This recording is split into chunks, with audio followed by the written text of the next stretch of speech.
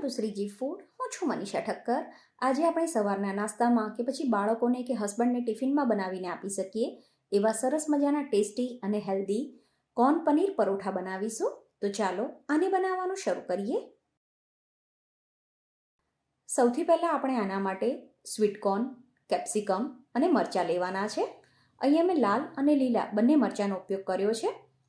હવે આ ત્રણેય વસ્તુને ચીલી કટરમાં કે આ રીતનું જે વેજી ચોપર આવે છે એમાં લઈ લેવાનું અને પછી આને પાણી વગર અધકચરું વાટી લેવાનું છે. આની એકદમ ફાઇન પેસ્ટ નથી બનાવવાની. તો આ રીતે આ ત્રણેય વસ્તુને અધકચરી વાટી લેવાની. પછી સ્ટફિંગ બનાવવા માટે કઢાઈ કે ફ્રાય પેનમાં તેલ ગરમ થવા માટે મૂકવાનું. તેલ થોડું ગરમ થઈ જાય એટલે આમાં ચીલી ફ્લેક્સ ઉમેરવાના. પછી જે શાકભાજી આપણે અધકચરું વાટીને રાખ્યું છે એ આમાં એડ કરવાનું અને આને થોડું સાંતળી લેવાનું. ઇન્ગ્રેડિયન્ટ્સની પૂરી ડિટેલ મેં ડિસ્ક્રિપ્શન બોક્સમાં અને વિડીયોની સ્ક્રીન ઉપર આપેલી છે, તો તમને ત્યાંથી એની ડિટેલ્સ જોવા મળી જશે. શાકભાજી થોડું સંતળાઈ જાય એટલે આમાં થોડું મીઠું અને ચાટ મસાલો એડ કરવાનો અને આને સરસ રીતે મિક્સ કરી દેવાનું. હવે આને 1 મિનિટ માટે હાઈ ફ્લેમ ઉપર કૂક કરવાનું. પછી આમાં પનીરને છીણીને એડ કરવાનું. અહીંયા એકલા પનીરનો ઉપયોગ કર્યો છે. પનીરની સાથે તમારે ચીઝ પણ એડ કરવું હોય તો પણ કરી શકાય.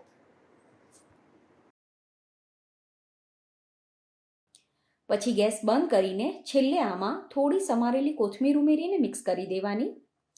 હવે આ સ્ટફિંગને ઠંડુ થવા દેવાનું છે અને ત્યાં સુધીમાં મેં પરોઠા માટે લોટ બાંધીને જ રાખ્યો છે.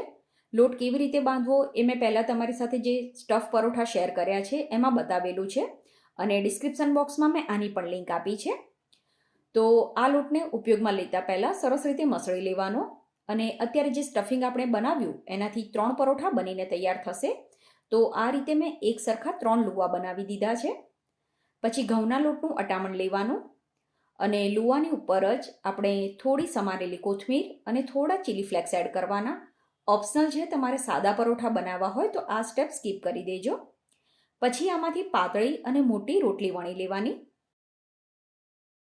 હવે આ રોટલીને ઊંધી ફેરવી દેવાની અને આ બાજુ આપણે વચ્ચેના ભાગમાં થોડો કોરો લોટ લગાવી દેવાનો. હવે જે સ્ટફિંગ બનાવ્યું છે એ સરસ રીતે ઠંડુ થઈ જાય એ પછી સ્ટફિંગ આમાં એડ કરવાનું અને આ રીતે એને હાથથી ટ્રાયેંગલ શેપમાં તમારે સ્પ્રેડ કરી દેવાનું છે.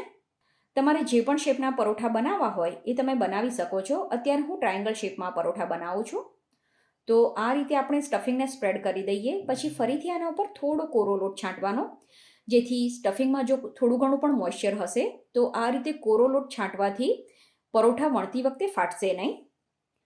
હવે આ રીતે આને ફોલ્ડ કરી દેવાનું અને હલકા હાથે આને દબાવી દેવાનું છે.